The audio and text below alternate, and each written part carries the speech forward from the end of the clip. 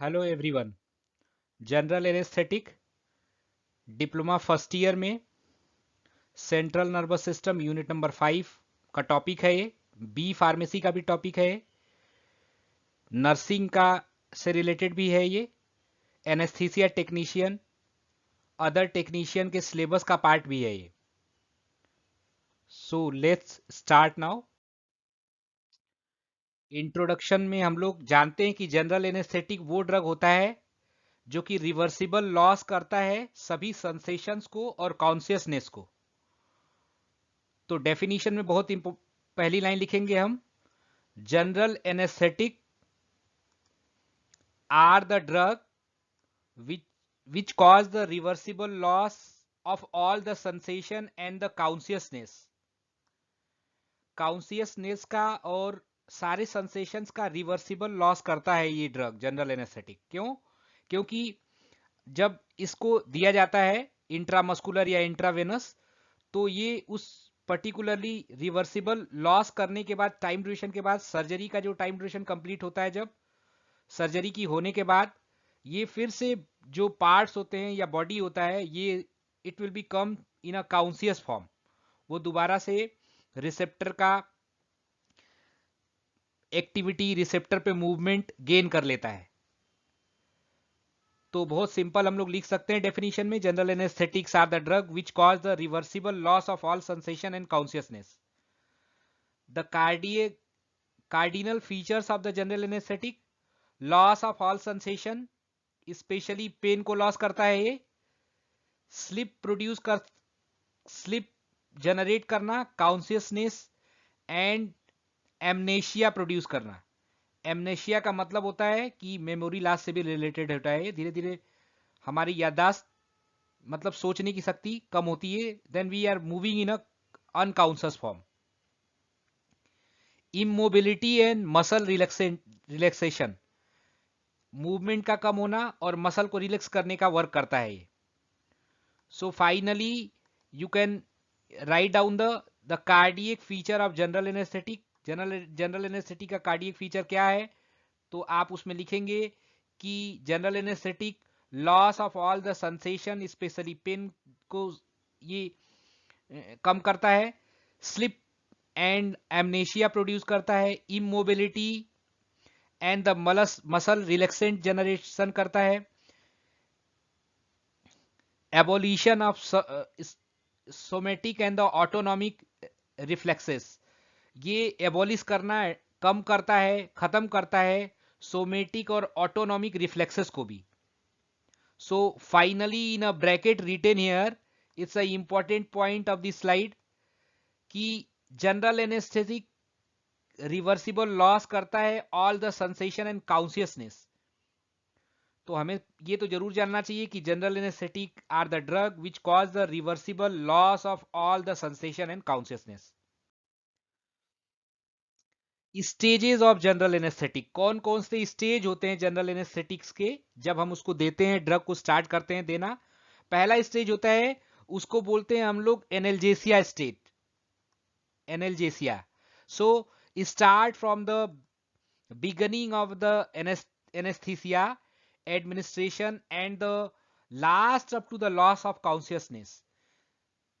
जब हम एनेस्थीसिया को देते हैं, स्टार्टिंग पॉइंट से एडमिनिस्ट्रेट करते हैं बॉडी में, और जब तक लॉस ऑफ कॉन्शियसनेस नहीं हो जाता है। फील करते हैं जब कॉन्शियसनेस चला जाता है, तो feel like dream like state. Reflexes and the respirations remains normal. Reflexes जो होते हैं, बॉडी के जो रिफ्लेक्सेस होते हैं, बॉडी का जो सेंस करने का प्रोसेस होता है, उसे रिफ्लेक्सेस बोलते हैं। जैसे आपने देखा होगा, यदि हम लोग नॉर्मल हैं, नॉर्मली बैठे हुए हैं, यदि कोई हमारे हेयर को भी टच करता है, then body will be automatically, body हट जाता है उस पोजीशन से, it will change your position, तो उसे रिफ्लेक्सेस बोलते हैं। तो रिफ्लेक्सेस और रिस्पायरेशन जो होता है वो नॉर्मल होता है इस कंडीशन में, एनाल्जेसिया कंडीशन में। कॉन्शियसनेस का लॉस होने लगता है, कॉन्शियसनेस धीरे धीरे खत्म होने लगता है। Next stage is the stage of delirium. From loss of consciousness to beginning of irregular respiration. जब स्टार्टिंग में कॉन्शियसनेस का लॉस हुआ था, वहां से रिस्पायरेशन का इरेगुलर होने तक स्टेज ऑफ डिलीरियम बोलते हैं। Apparent excitement is seen, muscle tone increases, jaws are tightly closed. These are the phases actually form in a stage of delirium. याद करके रखना है। मसल टोन इंक्रीज हो जाता है इसमें। हमारे जो जॉज हैं, दोनों अपर jaw and lower jaw mouth की, वो दोनों टाइटली क्लोज हो जाती हैं। Heart rate and blood pressure में राइज, वो बढ़ जाता है। तो दो स्टेज, पहला स्टेज था एनाल्जेसिया, दूसरा है stage of delirium. Third stage है जिसको बोलते हैं surgical anaesthesia. Surgical anaesthesia, the activity of spinal cord reflexes is minimize. जो स्पाइनल कॉर्ड है हमारा, उसकी एक्टिविटी धीरे धीरे मिनिमाइज होती है। इसके skeletal muscle relaxation is obtained. Skeletal muscle जो हमारा है पूरा, वो धीरे धीरे क्या होता है, रिलैक्स मोड में जाता है। ये याद रखना है कि surgical anaesthesia case, in this stage most of the operations are performed. Operation जो है ज्यादातर सर्जिकल एनेस्थीसिया नाम इसीलिए क्योंकि surgery are generally basically performed under the stage 3 surgical anaesthesia. Last stage है stage number 4 medullary paralysis. Respiratory and vasomotor control cases are basically related from the medullary paralysis. तो सबसे पहले तो हम लोग को जनरल एनेस्थीसिया की एनेस्थेटिक की स्टेज याद रखना है। ये नीचे लिखा हुआ है, इंपॉर्टेंट पॉइंट है, ये ब्रैकेट में लिखा हुआ है। सबसे पहले एनाल्जेसिया स्टेट होता है, एनाल्जेसिया। नेक्स्ट जो होता है स्टेज ऑफ डिलीरियम, उसके बाद सर्जिकल एनेस्थीसिया और medullary paralysis. So these are the various stages of general anaesthetics. याद करके रखना है, कम से कम हम लोग को ये पता रहेगा, ये स्टेज पता रहेंगी तो हम लोग उसके बारे में कुछ लिख पाएंगे। Analgesia state, stage of delirium, surgical anaesthesia और medullary paralysis. Difference between the general and local anaesthetics. General anaesthetic और लोकल एनेस्थेटिक में क्या डिफरेंस होता है, ये डिफरेंस जानना बहुत जरूरी है। क्योंकि बेसिकली एनेस्थीसिया तो अनकॉन्शियसनेस कॉज जनरेट करती है, जनरल एनेस्थेटिक के केस में भी, लोकल एनेस्थेटिक के केस में भी। तो साइट ऑफ एक्शन देखा जाए तो जो जनरल एनेस्थेटिक का होता है वो सेंट्रल नर्वस सिस्टम पे वर्क के थ्रू वर्क करता है। लोकल एनेस्थेटिक में पेरिफेरल नर्व्स पे वर्क करता है, लोकली वर्क करता है। जहां पे इसको दिया जाता है उस पर्टिकुलरली एरिया की नर्व्स, उस पर्टिकुलर साइट पे ये क्या करता है, अनकॉन्शियसनेस प्रोड्यूस करता है। Area of the body involve लिखा हुआ है, होल बॉडी होता है जनरल एनेस्थेटिक में। लोकल एनेस्थेटिक में रिस्ट्रिक्टेड एरिया जहां पे ये अप्लाई किया जाएगा वहां पे ये अनकॉन्शियसनेस प्रोड्यूस करता है। कॉन्शियसनेस का लॉस होता है, ठीक है, अनअल्टर्ड होता है वो कॉन्शियसनेस। कॉन्शियसनेस इसमें नहीं जाता है, हम कॉन्शियस रहते हैं, हमें समझ में आता है कि क्या हो रहा है, किस पोर्शन पे सर्जरी करी जा रही है। मेजर सर्जरी प्रिफर्ड करा जाता है जनरल एनेस्थेटिक के कंडीशन में। इसमें कैन नॉट बी यूज, मतलब मेजर सर्जरी को हम लोग लोकल एनेस्थेटिक देके, लोकल एनेस्थेसिया अप्लाई करके नहीं प्रीफर करते, अप्लाई कर सकते हैं, परफॉर्म कर सकते हैं। माइनर सर्जरी को जनरल एनेस्थेटिक देके करने की जरूरत नहीं है। जनरल एनेस्थेटिक बहुत ज्यादा डोज डिपेंडेंट होता है और माइनर सर्जरी के लिए हम इसको नहीं यूज करते हैं, प्रिफर्ड करा जाता है लोकल एनेस्थेटिक उसके लिए। अगर आपको पुअर हेल्थ पेशेंट हैं तो जनरल एनेस्थेटिक अप्लाई करना रिस्की होता है, क्योंकि हम लोगों ने देखा वेरियस स्टेजेज होते हैं जनरल एनेस्थेटिक्स में, और लोकल एनेस्थेटिक सेफ होता है उस कंडीशन में। So these are the difference between the general and local anaesthetics. एक क्लासिफिकेशन दिया हुआ है जनरल एनेस्थेटिक्स का, इतना लंबा क्लासिफिकेशन सबको याद करने का जरूरत नहीं है। जनरल एनेस्थेटिक में लिखा हुआ है इनहेलेशनल और इंट्रावेनस, दो लेफ्ट एंड राइट में लिखा हुआ है। इनहेलेशनल में गैसियस फॉर्म में नाइट्रस ऑक्साइड यूज करते हैं, इनहेलेशन, जो कि इनहेल करके माउथ के थ्रू इनहेल करा जाता है, उससे लेते हैं। और दूसरा होता है वोलेटाइल लिक्विड, तो वोलेटाइल लिक्विड में वो हेलोपेरिडोल, डिस फ्लूरेन, आइसोफ्लोरेन, इनफ्लूरेन, ये सब ड्रग होता है, वेरियस वोलेटाइल लिक्विड्स हैं। इंट्रावेनस जो लिया जाता है स्लो एक्टिंग और इंड्यूसिंग एजेंट। स्लो एक्टिंग में देखिए आप इधर डिसोसिएटिंग टाइप का स्लो एक्टिंग डिसोसिएशन एनेस्थीसिया लिखा हुआ है, इसमें कीटामाइन लिखा हुआ है, डी फार्मा के सिलेबस में है। ओपियोइड्स में फेंटेनिल लिखा हुआ है। बेंजोडाइजिपिन्स में डाइजीपाम, लोरेजीपाम, अल्प्राजोलम, मिडाजोलम, बहुत सारी बेंजोडाइजिपिन्स ड्रग होती हैं, ये सारी जो है इंट्रावेनसली दी जाती हैं, स्लो एक्टिंग ड्रग है। ऐसे ही इंट्रावेनसली में इंड्यूसिंग एजेंट कैटेगरी में आता है थायोपेंटल सोडियम, मेथाहेक्सिटोन, प्रोफॉल, इथोमेडोट। मैंने आपको बोला इतना बड़ा जनरल एनेस्थेटिक का क्लासिफिकेशन याद करने का जरूरत नहीं है। बोलने का मतलब ये है कि you can write down the only 1 और 2 ड्रग इन अ क्लासिफिकेशन। आपको याद ये रखना है। जैसे अगर इनहेलेशनल का बात करें तो गैस के फॉर्म में नाइट्रस ऑक्साइड लेते हैं, वोलेटाइल लिक्विड के फॉर्म में इनहेल जो करते हैं वो आपको एक तो हेलोपेरिडोल इंपॉर्टेंट है, इनफ्लूरेन ड्रग होती है, आइसोफ्लोरिन, सेवीफ्लोरिन, ये ड्रग्स होती हैं, एक दो ड्रग ऐसे याद कर लिया। दूसरी टाइप में, दूसरे साइड में इंट्रावेनसली में एक स्लो एक्टिंग होता है, दूसरा इंड्यूसिंग एजेंट होता है। स्लो एक्टिंग कैटेगरी में आप डायरेक्टली लिख सकते हैं कि डाइजीपाम, लोरेजीपाम। ओपियोइडल ड्रग यदि लिखना है तो फेंटेनिल। डिसोसिएटिंग एनेस्थीसिया कैटेगरी में कीटामाइन ड्रग आती है। जबकि इधर इंड्यूसिंग एजेंट में देखिए बहुत सारी ड्रग है, thiopental sodium, methohexitone, propofol, etomidate. So these are the proper classification of general anaesthetics. Mechanism of action of general anaesthetics. देखिए गाबा रिसेप्टर होता है, gamma amino butyric acid, GABA A receptor. यहाँ ये डायग्राम में बहुत सारा receptor दिया गया है, जैसे देख रहे हैं आप लोग, अल्फा 1, बीटा 2, ये बीटा 2, अल्फा 1। तो ये वेरियस पोर्शन पे गाबा रिसेप्टर पे ये एक्ट करने वाली जो ड्रग है, potentiate by the halothane, propofol, propofol ये drug it's in a syllabus, etomidate, enflurane, isoflurane, ये गाबा पे वर्क करती हैं drug. NMDA, N methyl D aspartate full form होता है इसका, NMDA receptor, N methyl D aspartate, NMDA के नाम से ही ये जाना जाता है। ये रिसेप्टर पे वर्क करता है, inhibited by the ketamine, nitrous oxide, xenon, glycine receptors potentiated by the halothane, propofol, enflurane, isoflurane, glycine receptor respect करता है।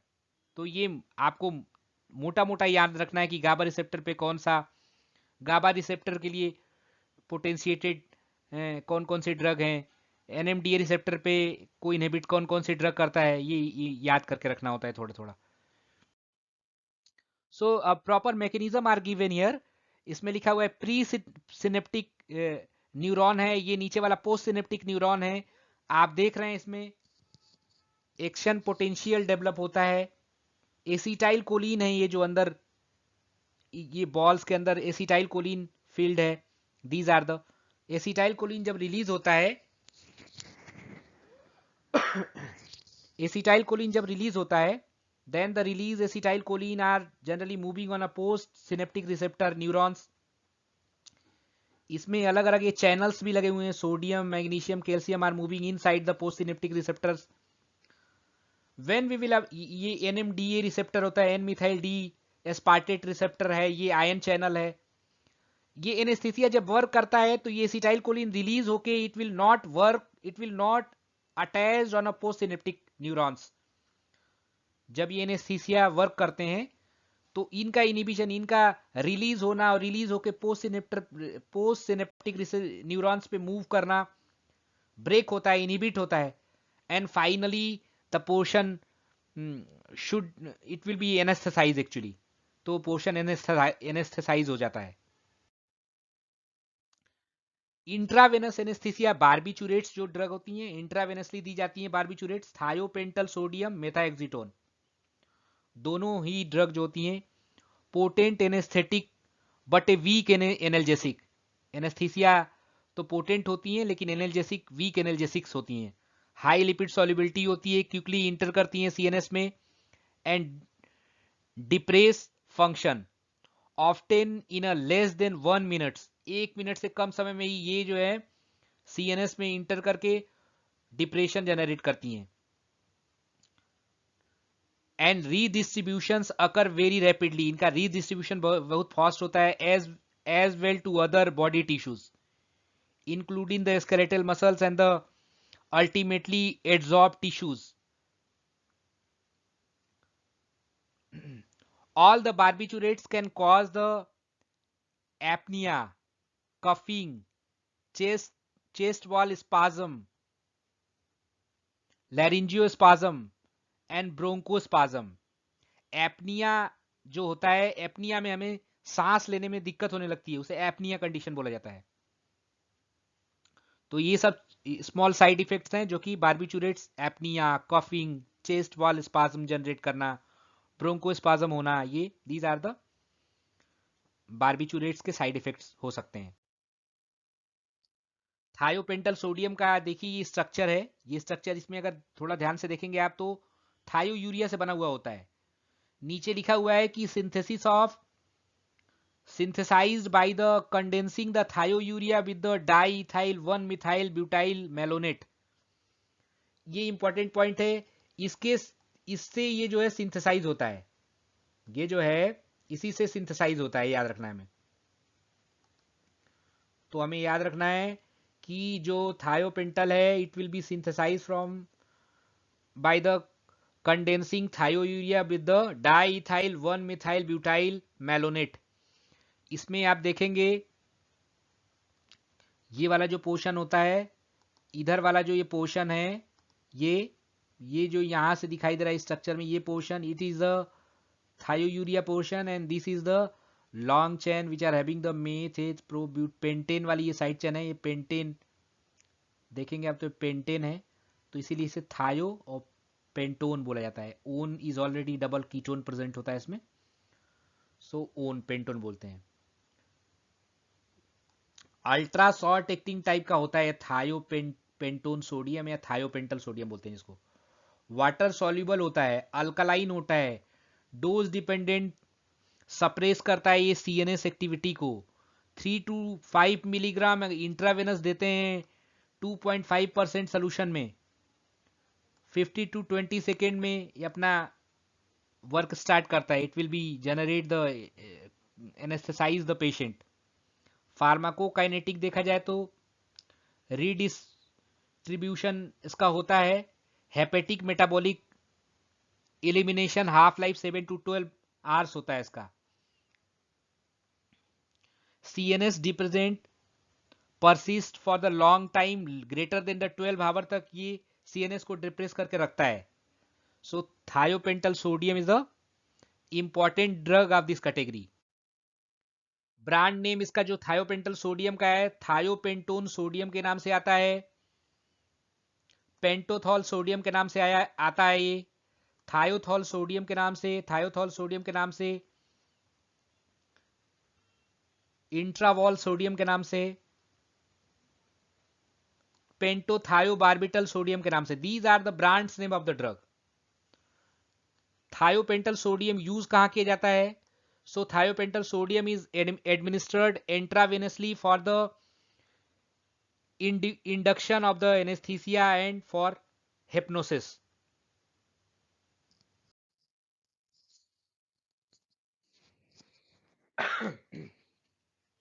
इंट्रावेनस एनेस्थीसिया जानते ही हम लोग। थायोपेंटल, ये देखिए ऐसी बॉटल होती है थायोपेंटल की, it will look like, it will come in this particular bottle. Ultra short acting barbiturate होता है, हाइयर लिपिड सॉल्युबिलिटी होती है, रैपिड इंटर करता है ब्रेन में। सारी चीजें आप लोग को पता है, ये these all the things you know that very well. Tissue necrosis, gangrene, gangrene का मतलब होता है टिश्यू डेथ जनरेट कर सकता है ये टिश्यू।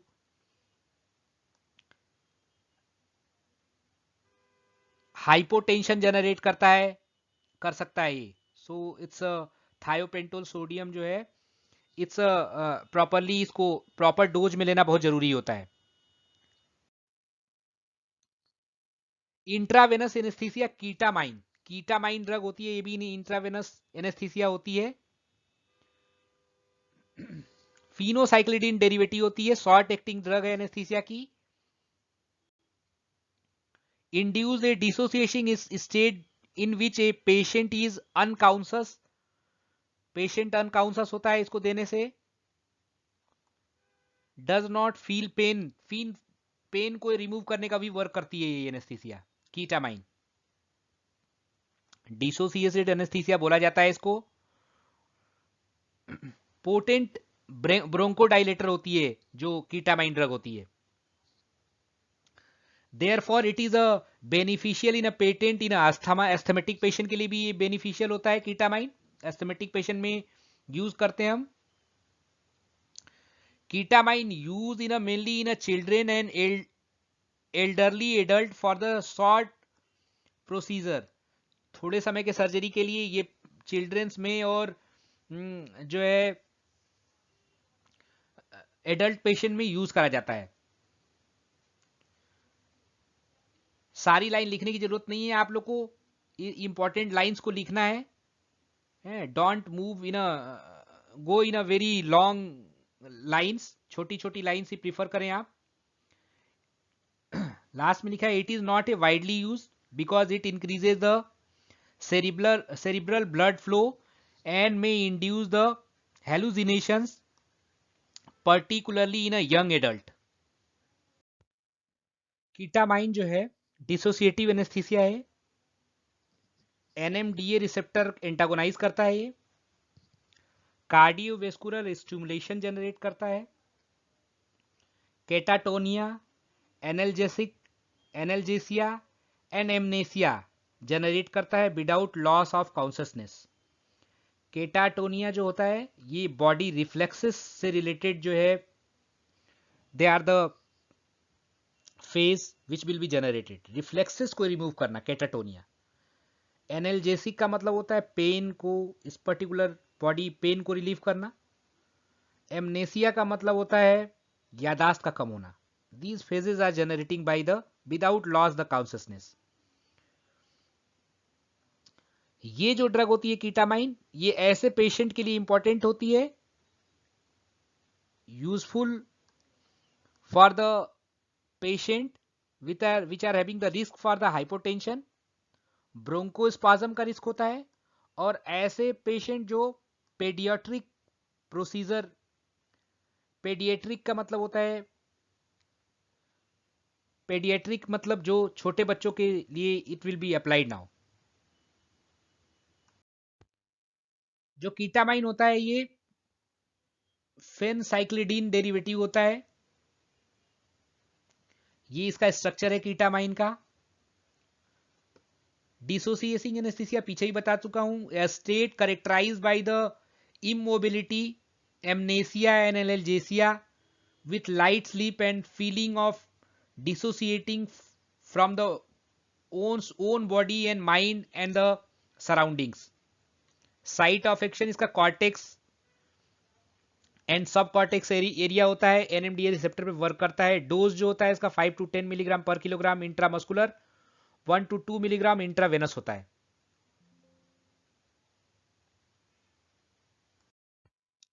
ब्रांड नेम, इसका ब्रांड नेम है कीटालार, कीटामाइन, कीटोप्रोफेन, कीटोरोलेक।